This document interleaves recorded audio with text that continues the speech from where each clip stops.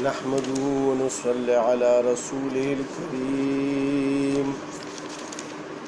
أما بعد فأعوذ بالله من الشيطان الرجيم بسم الله الرحمن الرحيم أو كالذي مر على قرية وهي خاوية على عروشها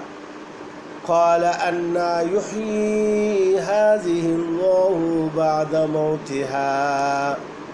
فأماته الله 100 عام ثم بعثه قال كم لبثت قال لبثت يوما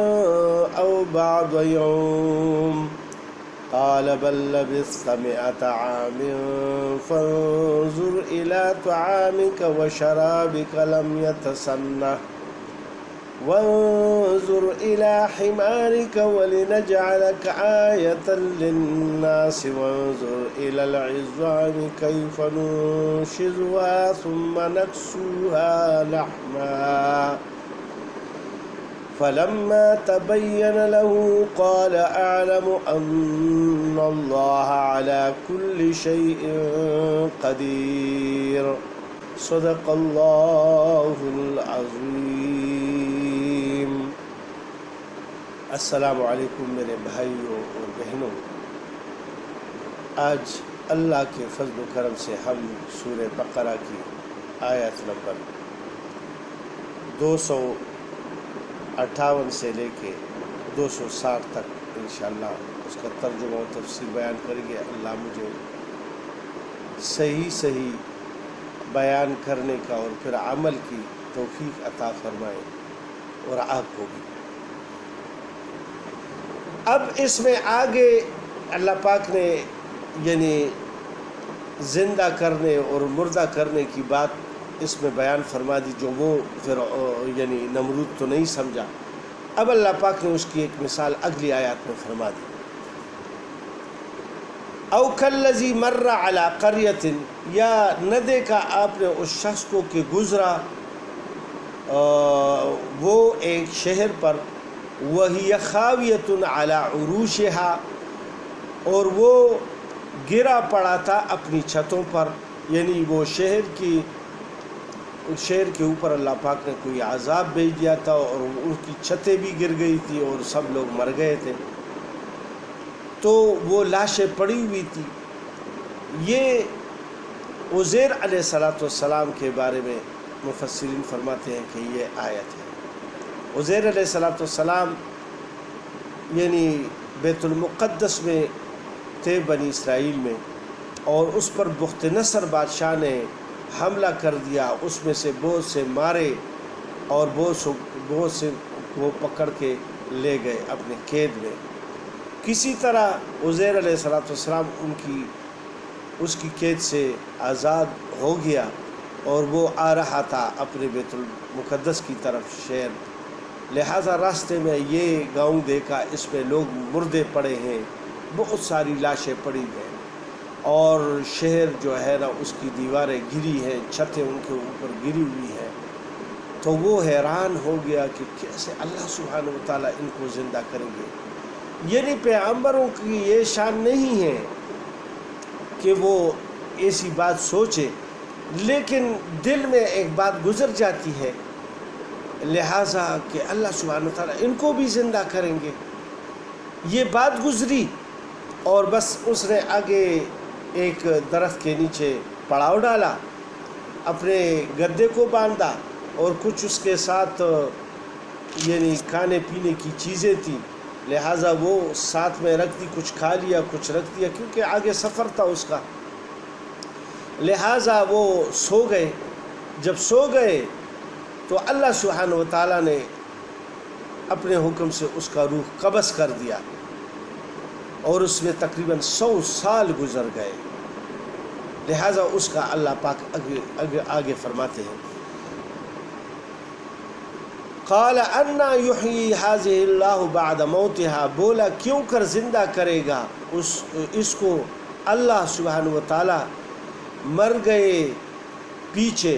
یعنی یہ مردے جو پڑے ہیں یہ کیوں کر اللہ سبحانہ وتعالیٰ زندہ کریں گے اور یہ شہر پھر بھی کبھی آباد ہوگا؟ دل میں ایسی بات گزری۔ فَأَمَاتَهُ اللَّهُ مِئَةَ عَامٍ، پھر مردہ کیا اس شخص کو اللہ نے 100 برس، ثم بعثہ، پھر اٹھایا اس کو 100 برس کے بعد پھر اٹھایا۔ اور مفسرین حضرات نے لکھا ہے کہ مثال کے طور پر ابھی دوپہر کا وقت ہو رہا تھا، یعنی چاشت کا ٹائم تھا، اس وقت یہ سو گیا، کچھ ناشتہ وغیرہ کیا، کھانا کھایا، اور پھر تھوڑا سا آرام فرمانے کے لیے سو گئے کہ پھر تھوڑی دیر آرام کر کے پھر یعنی شروع کروں گا اپنے سفر کو، لہٰذا ادھری موت آ گئی۔ اور عصر کے ٹائم جب دھوپ تھوڑی سی رہتی تھی اس وقت اس میں اللہ پاک نے روح ڈال دی 100 سال کے بعد، لیکن اوقات ایسے رکھ دیے۔ تو 100 سال کے بعد اس کو اللہ پاک نے پھر زندہ کیا۔ پھر اللہ پاک نے پوچھا ان سے، قال کم لبثت،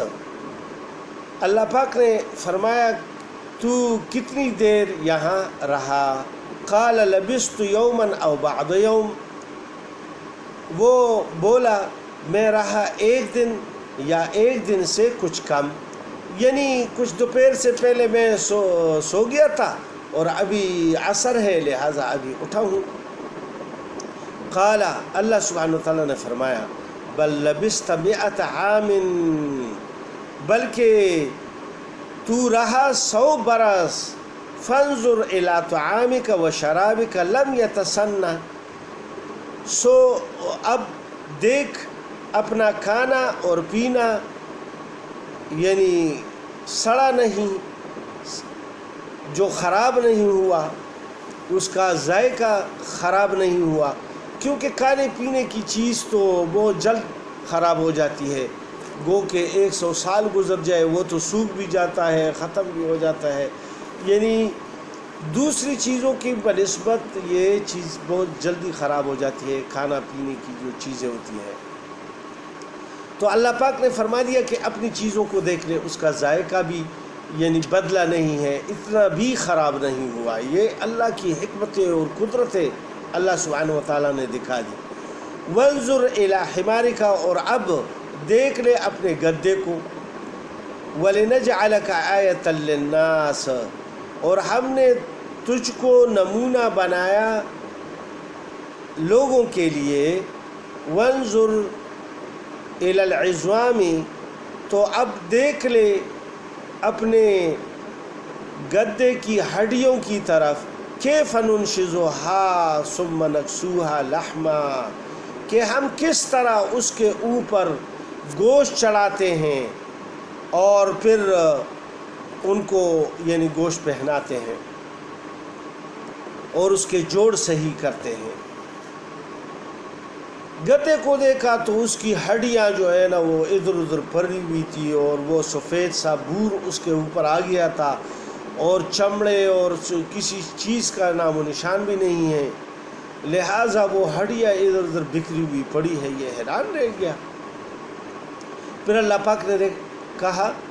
کہ اب دیکھو اپنے گدے کی طرف کی جو اس کی ہڈیاں ہو گئی ہے اور جوڑ سب ختم ہو چکے ہیں، لہٰذا اپنی آنکھوں سے اب دیکھ لیں۔ لہٰذا اس نے جب دیکھا اللہ کے حکم سے وہ سب ہڈیاں جمع ہو گئی، پھر ان کے سب جوڑ پیوست ہو گئے، پھر ان کے اوپر گوشت آ گیا، اور کھڑا ہو کر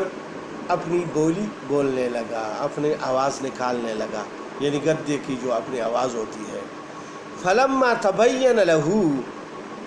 پھر جب اس پر ظاہر ہوا یہ حال، قال اعلم ان اللہ علی کل شیء قدیر، تو کہہ اٹھا کہ مجھ کو معلوم ہے کہ بے شک اللہ ہر چیز پر قادر ہے، یعنی مجھے پہلے سے معلوم تھا، میرے دل میں ایسی یہ بات گزر گئی، لہٰذا اللہ پاک نے اس کو اپنے آنکھوں سے دکھا دیا، اور پھر اس نے اللہ کی قدرتوں کا اقرار کیا کہ اللہ ہر چیز کر سکتا ہے، اس میں کوئی شک نہیں ہے۔ السلام علیکم ورحمۃ اللہ وبرکاتہ۔